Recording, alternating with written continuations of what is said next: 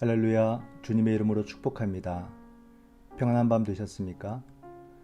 오늘도 주님 안에서 은혜 받고 간구하는 바가 이루어지는 행복하고 즐거운 하루 되시기 바랍니다. 3월 16일 새벽 기도를 시작하겠습니다.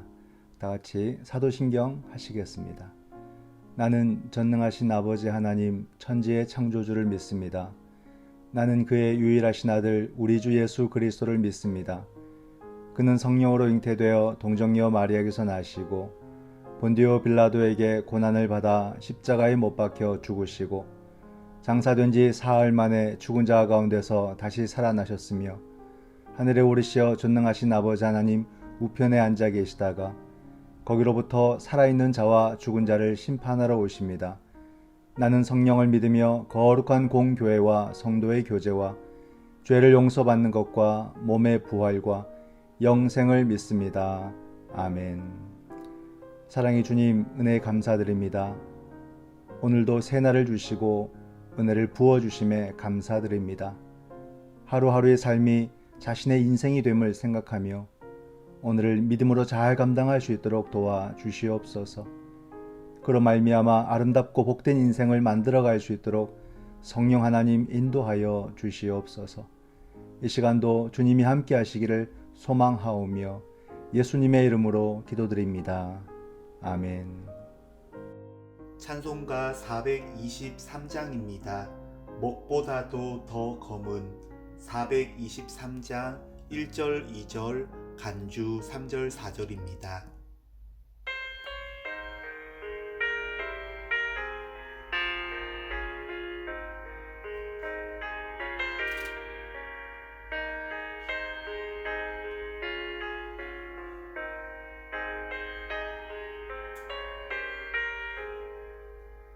목보다도 더 검은 죄로 물든 마음이 흰금보다 더 이게 깨끗하게 씻겼네. 주의 보혈 흐르는데 빛꽃 되어나가 주의 깨끗하게 되었네. 모든 의심 걱정과 두려움이 사라져 슬픈 탄식 변하여 기쁜 찬송 되었네. 주의 보혈 흐르는데 빛꽃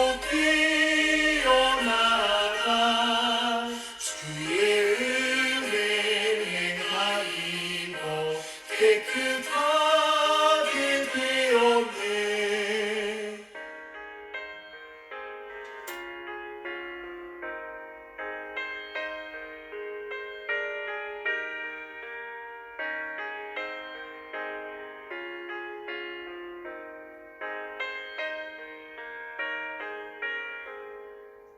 세상 부귀 영화와 즐겨하던 모든 것 주를 믿는 내게는 궁금한도 못하다.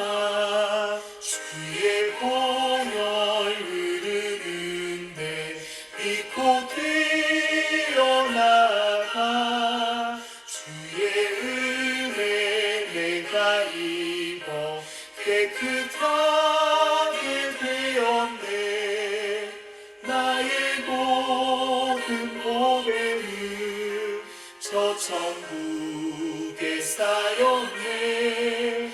나의 평생 자랑은 주의 십자가로다. 주의 보혈 흐르는데 빛꽃 되어나가 주의 은혜 내가 입어 깨끗하게 되었네.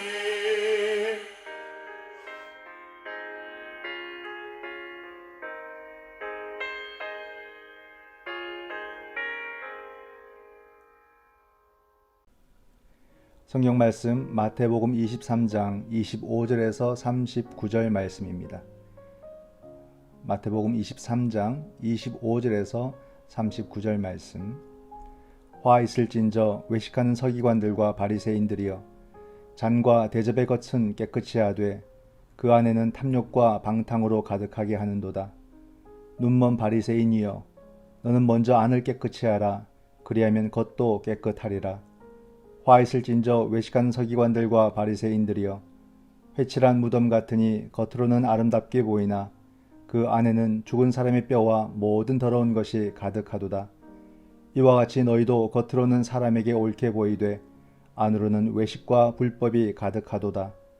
화 있을진저 외식하는 서기관들과 바리새인들이여, 너희는 선지자들의 무덤을 만들고 의인들의 비석을 꾸미며 이르되, 만일 우리가 조상 때에 있었더라면 우리는 그들이 선지자의 피를 흘리는 데 참여하지 아니하였으리라 하니, 그러면 너희가 선지자를 죽인 자의 자손임을 스스로 증명함이로다. 너희가 너희 조상의 분량을 채우라. 뱀들아, 독사의 새끼들아, 너희가 어떻게 지옥의 판결을 피하겠느냐. 그러므로 내가 너희에게 선지자들과 지혜 있는 자들과 서기관들을 보내매 너희가 그 중에서 덜어는 죽이거나 십자가에 못 박고, 그 중에서 덜어는 너희 회당에서 채찍질하고 이 동네에서 저 동네로 따라다니며 박해하리라. 그러므로 의인 아벨의 피로부터 성전과 제단 사이에서 너희가 죽인 바락의 아들 사가랴의 피까지 땅 위에서 흘린 의로운 피가 다 너희에게 돌아가리라. 내가 진실로 너희에게 이르노니 이것이 다 이 세대에 돌아가리라. 예루살렘아, 예루살렘아, 선지자들을 죽이고 내게 파송된 자들을 돌로 치는 자여, 암탉이 그 새끼를 날개 아래 모음같이 내가 내 자녀를 모으려 한 일이 몇 번이더냐. 그러나 너희가 원하지 아니하였도다. 보라, 너희 집이 황폐하여 버려진 바 되리라. 내가 너희에게 이르노니 이제부터 너희는 찬송하리로다. 주의 이름으로 오시는 이여 할 때까지 나를 보지 못하리라 하시니라. 아멘. 오늘 말씀을 함께 묵상합니다. 오늘 본문에는 어제 말씀에 이어서 서기관과 바리새인들을 향해서 주님이 7가지 화를 선포하셨는데, 오늘은 그 나머지 3가지 화에 대해서 나타나고 있습니다. 주님이 책망하시는 내용은 무엇이고 또 이를 통해서 우리가 깨닫게 되는 교훈은 무엇인가를 함께 살펴보겠습니다. 본문 해설을 보면 주님은 외면이 아닌 내면으로 평가하십니다. 서기관과 바리새인은 율법의 정결 의식을 따라 외적 정결에는 열심을 냈지만 그들 내면은 탐욕과 방탕으로 가득했습니다. 사람들에게 인정을 받고자 겉은 새로 단장한 무덤처럼 깨끗하게 했지만 속은 더러운 것이 가득했습니다. 그들은 선지자들을 위한 무덤과 의인들을 위한 비석을 만들며 자신들이 조상의 시대에 살았더라면 선지자와 의인을 죽이지 않았을 것이라고 의로운 척합니다. 그러나 실상은 조상과 비교해서 전혀 다른 것이 없었습니다. 그들은 세례 요한을 비난했고 지금은 예수님을 죽일 음모를 꾸미기에 지옥 판결을 피할 수 없습니다. 예수님의 경고를 귀담아 듣고 외면보다 내면을 아름답게 가꾸는 성도가 되어야 합니다. 질문을 보면 회칠한 무덤의 안과 밖은 어떻게 다른가요? 예수님 당시 서기관이나 바리새인과 다르지 않은 내 내면의 죄악된 모습은 무엇입니까? 라고 질문을 하고 있습니다. 내면과 외면의 이야기죠. 주님은 외면이 아닌 내면으로 우리를 평가하신다. 위에서 셋째 줄 보면 사람들에게 인정을 받고자, 이것이 우리들의 삶의 기본적인 태도가 아닌가. 여기에 너무 많은 에너지를 소모하는 것 같습니다. 그렇죠? 사람들에게 인정받으려고 그렇게 그런 모습들, 인정 못 받으면 잠도 못 자고 속상해하는 우리들의 모습들이 너무 사람들에게 인정받으려는데 우리의 삶을 힘을 소진하고 있는 것이 아닌가.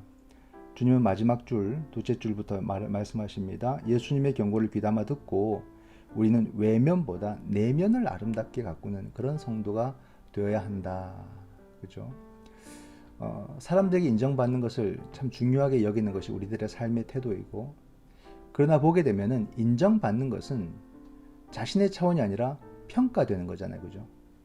평가되어지는 겁니다. 즉 타자의 차원에서 인정되어지는 거죠. 그러므로 내가 할 일은 뭐겠습니까? 내게 중요한 것은 순간순간을 그냥 하나님 나라의 가치로서 노력하고 진실되게 사는 것이 중요해요. 사는 것. 그래서 인정을 위해서 남을 의식하게 되면 어떻게 됩니까? 그때부터 삶이 어색해지고 굉장히 불편해지고 맙니다. 이것이 오늘 우리들에게 있어서 정말 중요한 하나의 모습이 아닐까 그런 생각이 듭니다. 다섯 번째 비판이 25절에 나옵니다. 보니까 잔과 대접의 겉은 깨끗이 하되라고 비판하십니다. 정결법이죠. 이들은 외적 정결에는 힘쓰고 있지만 실상 마음에는 탐욕과 방탕이 가득했다 말합니다. 그래서 주님은 눈먼 바리새인이라고 이렇게 칭하고 계십니다. 그리고 그들에게 말씀하시죠. 먼저 안을 깨끗이 하라. 그리하면 겉도 깨끗하리라. 그렇게 말씀하십니다. 결국 마음의 정결이 없는 외적인 정결은 전혀 의미가 없다. 이렇게 단정 짓는 거죠. 사실 그렇습니다. 외모가 깨끗한 사람보다 마음이 정직하고 순수한 사람을 보면 그 외모가 훨씬 더 정결하고 아름다워 보이잖아요. 그죠? 그렇기 때문에 겉모습은 별 의미가 없다. 화려한 옷을 입고 메이크업 입고 짙은 향수를 뿌려도 별 의미가 없다라고 우리는 볼 수 있죠. 여섯 번째 비판이 27절에 나옵니다. 회칠한 무덤 같다. 이렇게 말하면 회칠한 무덤. 회를 칠한 무덤은 눈에 띕니다. 표가 금방 납니다. 사람이 율법에 보면 무덤에 접촉하면 7일간 불결하게 되므로 그래서 회를 칠해가지고 사람 눈에 띄게 하는 거죠. 그래서 접촉이 안 되도록 하는 겁니다. 이와 같이 그들의 삶은 사람들의 시선을 끄는 삶의 모습으로 항상 겉은 눈에 띄게 아름답게 만들지만 그 안은 어떻다고요? 무덤 안처럼 죽은 사람의 뼈와 같이 더러운 것으로 가득 차 있다는 것을 주님이 지적하고 계십니다. 일곱 번째 비판이 29절에 나옵니다. 선지자들의 무덤을 만들고 의인들의 비석을 꾸밈으로 그들을 기념하고자 했다라고 이야기합니다. 그 이유가 뭡니까? 조상들의 잘못을 지적하면서 상대적으로 자신들은 선지자들 편에 서 있는 의로운 자라는 것을 드러내고 나타내기 위함이죠. 그러나 주님은 그들의 허점을 드러내십니다. 그러면 너희가 선지자들을 죽인 자의 자손임을 스스로 증명했고 그리고 너희가 너희 조상의 분량을 채우라 또 이렇게 말씀하십니다. 이게 무슨 말씀이겠습니까? 즉 너희도 조상들과 다를 바 없는 그 조상의 만행을 저지르고 있고 앞으로도 저지르게 될 것이라고 주님이 말씀을 하는 거예요. 왜냐하면 그들이 지금 예수님을 거부하고 있고 또 예수님을 죽일 구실을 찾고 있는 자들이기 때문입니다. 두 번째 본문 해설입니다. 예루살렘은 다윗 이래로 유대인에게 특별한 도시입니다. 성전이 있었기에 거룩한 성, 하나님의 도성이라 불렸습니다. 그렇다 해도 하나님의 뜻을 거부한다면 하나님이 그 성을 멸망시키십니다. 아벨로부터 사가랴에 이르기까지 의인들을 죽인 악행에 예수님 당시 종교 지도자들도 동참하고 있습니다. 암탉이 새끼를 날개 아래 품듯이 주님은 그들을 모아 품으려 하셨으나 그들은 거절했습니다. 하나님은 예루살렘을 떠나시고 그 성은 마침내 황폐하게 될 것입니다. 예수님의 예언은 주후 70년에 로마 군대의 공격으로 성취됩니다. 택하신 백성이라도 하나님의 뜻을 거부하면 심판받습니다. 성도는 경외심을 가지고 하나님을 섬겨야 합니다.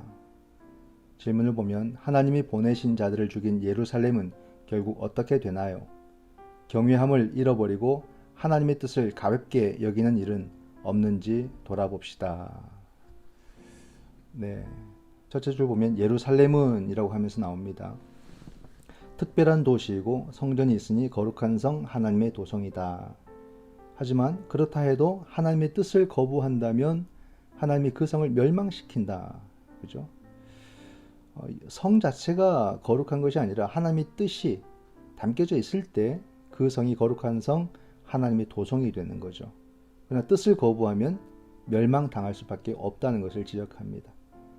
밑에서 두 번째 줄 택하신 백성이라도 하나님의 뜻을 거부하면 심판받습니다. 성도는 경외심을 가지고 하나님을 섬겨야 합니다. 그 신앙의 내용과 그 신앙의 중심성을 잘 설명해 주고 있습니다.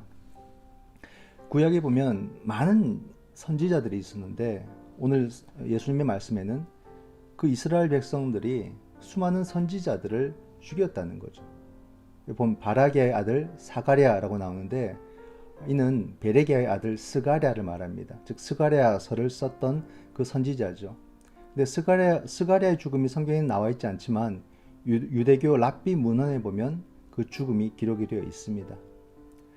선지자들을 보낸 것은 무슨 뜻입니까? 암탉이 새끼를 모음같이 하나님이 그 백성을 다시 회복시키려는 긍휼의 마음이었던 거죠. 계획이었던 거죠. 그러나 이스라엘은 선지자들을 죽이며 하나님의 긍휼을 끝내 거부했다라는 사실입니다. 이에 대해서 예수님께서 예루살렘의 파괴를 선고하십니다. 38절에 보라 너희 집이 황폐하여 버려진 바 되리라. 집이란 예루살렘 성전을 의미합니다. 또 39절에 너희는 찬송하리로다 주의 이름으로 오시는 이여 할 때까지 나를 보지 못하리라. 주님이 십자가에 죽으시고 부활 승천하셨다가 다시 재림하실 것을 말씀하시는 것이죠. 오늘 우리도 주님의 긍휼 앞에서 어떻게 순종하며 그리고 믿음으로 응답하는 그런 그리스도인으로 살아가야 된다. 한순간도 방심하지 않고 겉으로 드러난 모습에만 신경 써서 내면의 중요한 것을 잃어버리는 그런 성도가 되지 말고 주님의 긍휼을 여겨주실 때 순종하고 믿음으로 응답하는 성도가 되겠다는 생각을 해보게 됩니다. 우리가 자기 삶에 매몰돼 버리고 그리고 주님의 뜻을 저버린다면 어떻게 되겠습니까? 또다시 서기관과 바리새인들의 그 전철을 밟아가는 것이 됩니다. 오늘도 재림의 주님을 소망하면서 믿음의 걸음을 걸어가시는 귀한 성도가 되시기를 주님의 이름으로 축원드립니다. 기도하겠습니다. 말씀의 주님, 은혜 감사를 드립니다. 오늘도 복음의 길, 믿음의 길을 걸어가는 성도가 되게 하여 주시고 주님의 마음을 한순간도 놓치지 않도록 깨어있는 제자가 되게 하여 주시옵소서. 오늘도 주님과 동행하는 하루가 되기를 소망하오며 예수님의 이름으로 기도드립니다. 아멘. 지금은 우리 주 예수 그리스도의 은총과 아버지 하나님의 크신 사랑과 성령 하나님의 위로교통 하나 되게 하심이 내면이 아름다운 그리스도인이 되어 드러나는 모든 삶이 하나님께 영광이 되고 모든 사람들에게 즐거움과 위로와 힘이 되기를 원하는 주의 사랑하는 자녀들과 저들의 가정 위에 지금부터 영원토록 함께 하시기를 간절히 축원하옵나이다. 아멘. 이 시간 우리가 함께 드릴 기도의 제목은 먼저 말씀을 생각하며 기도하기를 원합니다. 외면보다 내면이 아름답고 그 내면이 복음의 정신으로 잘 갖추어진 그런 성도, 그런 제자가 되게 하여 주시옵소서. 코로나의 종식과 일상의 회복을 위해서 우리가 기도할 때 확진자의 숫자가 자꾸 늘어나거나 또는 줄지 않고 있습니다. 코로나의 확산을 주께서 막아주시고 모든 국민들이 자체의 방역과 또 방역 질서에 책임있게 동참할 수 있도록 도와주시옵소서. 우리 미얀마를 위해서 또 한 번 더 기도하겠습니다. 미얀마의 상황이 계속 악화되고 있습니다. 주여 생명을 파괴하는 모든 어둠의 권세를 주님께서 심판하여 주시고 물리쳐 주시옵소서. 마지막 우리 가정을 위해서 기도합니다. 우리 가정이 겉으로 좋게 보이는 그런 가정이 아니라 내면이 알차고 행복한 그런 가정 되게 하여 주시옵소서. 서로를 격려하고 서로를 위해서 기도하고 행복하고 웃음이 있는 그런 가정이 되게 하여 주시옵소서. 이 시간 내면의 아름다운 신앙을 위해서 코로나 확산 방지를 위해서 미얀마의 안정을 위해서 가정의 내면이 건강하고 아름답도록 우리 함께 기도하시겠습니다.